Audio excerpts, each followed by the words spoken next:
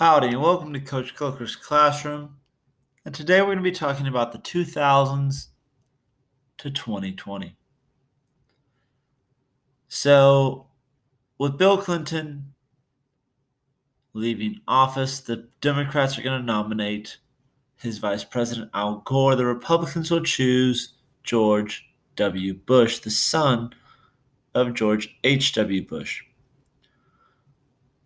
Now, these two men will run a closely contested election. Ralph Nader will run as a third party, winning about at least 3 million votes.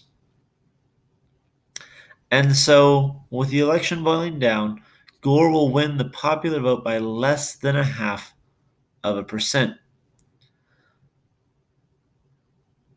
But as we know from elections past, just as you win the popular vote doesn't mean you win the actual election.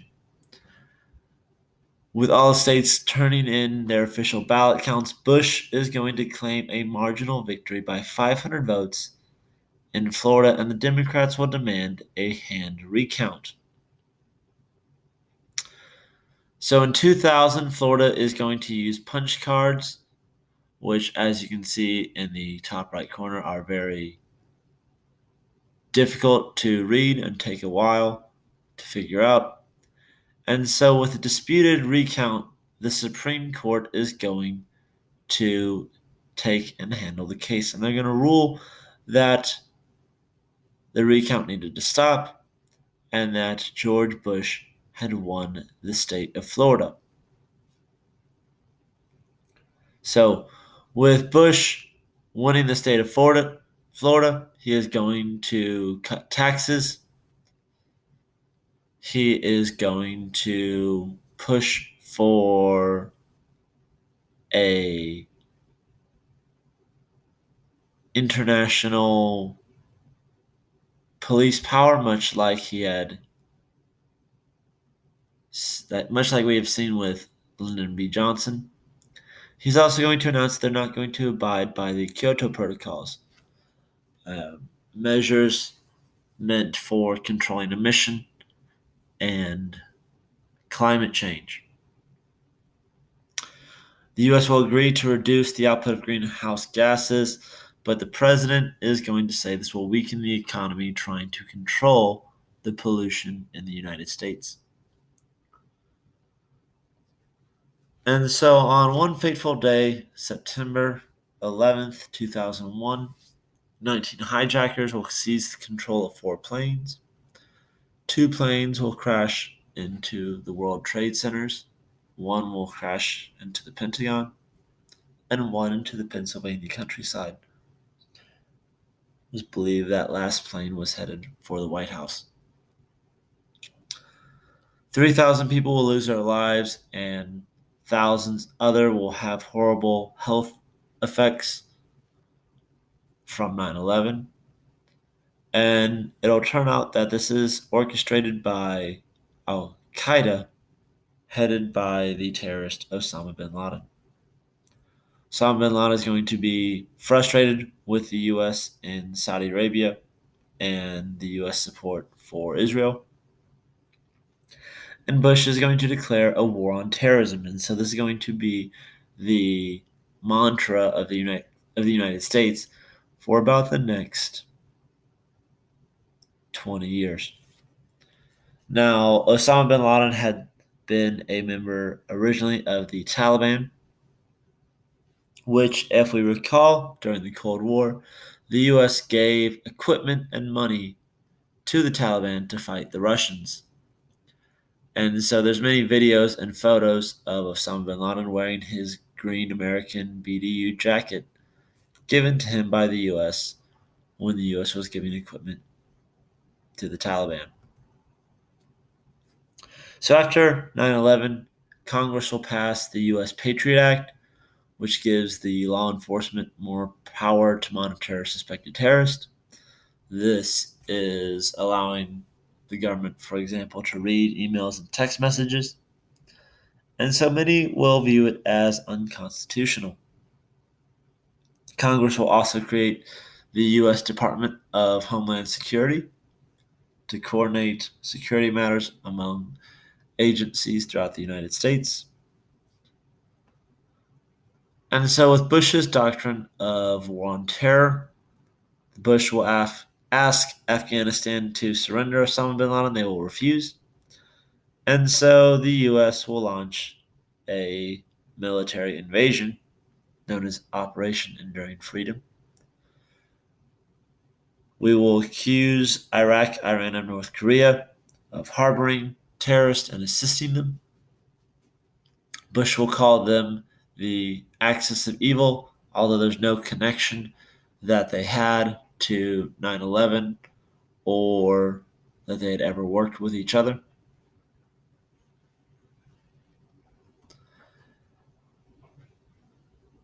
But with him declaring that the axis of evil is a power that needs to be removed, he is going to oust Saddam Hussein from power in Iraq. Remember, he was not removed from power after Operation Desert Storm.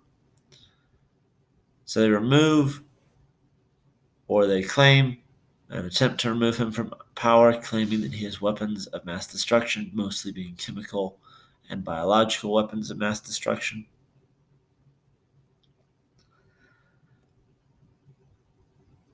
The U.S. will make these claims, saying that they're mobile chemical labs, that they're making weapons of mass destruction, WMDs. They're trying to build nuclear weapons with uranium.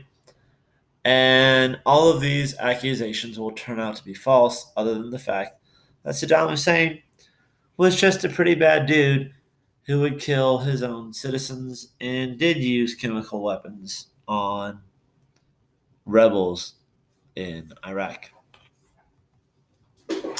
So we declare war on terrorism and send troops to the Middle East. Advisors tell the U.S. that Al Qaeda is very capable of attacking. European nations like France and Germany refuse, and so the U.S. launches a boycott on goods from foreign nations such as France and Germany. This is how we get the term freedom fries instead of French fries, for those of y'all that were wondering. With Operation Iraqi Freedom to oust Saddam taking less than a year, Saddam will be captured. They will find him guilty for using chemical weapons on his own people, especially the Kurds.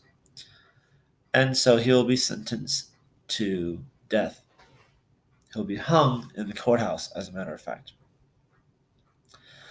Insurgency and violence will follow with no real end in sight, and people believe the U.S. has landed into another Vietnam. 4 years later, from 9/11, Hurricane Katrina will hit Texas and the Gulf of New Mexico. It'll hit New Orleans. And while the levee system does its job initially, it is unable to hold back the massive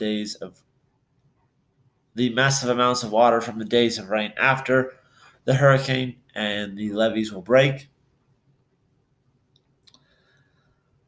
Bush will attempt to privatize Social Security since people were living longer and the funds are not sufficient to keep Social Security or to keep Medicare, as these programs were created for when people had the average life expectancy of 65 and not 89 years old. But most importantly, at the end of his second term, the stock market will crash and we will face the worst depression since the Great Depression. Obama will be elected into office as the first African American. He will appoint former First Lady Hillary Clinton as Secretary of State. He will attempt to stimulate the economy with the American Recovery Act.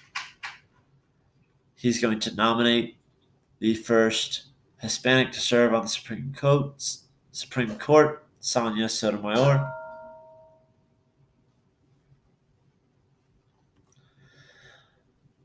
And with all these progressive steps, Obama will continue his efforts in passing Obamacare, or the Affordable Health Care Act, giving millions of Americans insurance and making it illegal for Americans not to have insurance.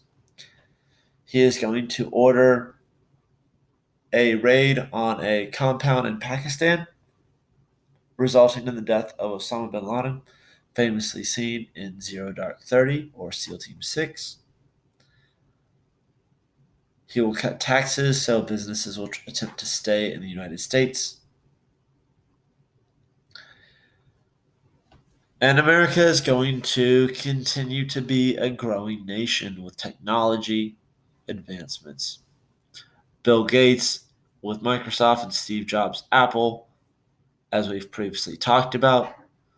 We will also get the rise of internet stores such as Jeff Bezos and Amazon. With the increase of information, because technology is more and more accessible, American culture will be spread throughout the world. Skateboarding, McDonald's, sports, music, Coca-Cola, the Yankees. And so while the U.S. may not be the most respected nation in the world, the rest of the world does crave American products. And so the question becomes, while we are not the most respected by any means, what would the world be like without us? It's hard to say. And so with the idea of what would the world be like without the U.S., we don't really know. Most technological advancements in the world have been made in the U.S. in such a short period of time. We went from having horses and unorganized plumbing to air conditioning, jet planes, the internet, all these things created in the United States.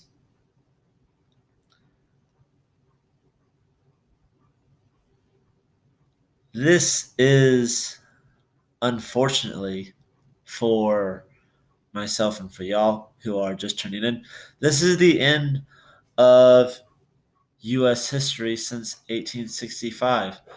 I hope you enjoyed this series.